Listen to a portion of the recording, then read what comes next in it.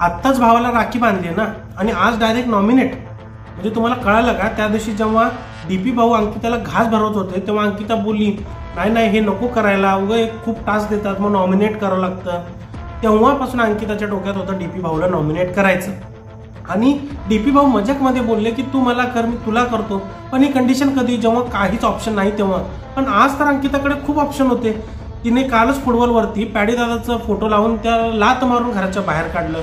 तिला खूप राग येतो घनश्यामचा, ह्यांची जोडी बनलेली आहे, तर ह्यांना तिने नॉमिनेट करायला पाहिजे होतं ना. वैभव होता फक्त म्हणून डीपी दादाला पण केलं, हे तर बरोबर नाही ना.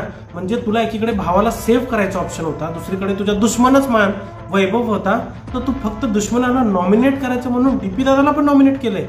असं नाही, हे अंकिताचा गेम प्लॅन आहे. तिला डीपी दादाला नॉमिनेट करायचं होतं. ते त्या दिवशीच्या मोमेंटवरून पण कळालं आणि आज अपॉर्च्युनिटी असून सुद्धा कळालंय. तर कुठे ना कुठे अंकिताचा वेगळाच गेम प्लॅन चालू आहे और दाल में कुछ काला जरूर है.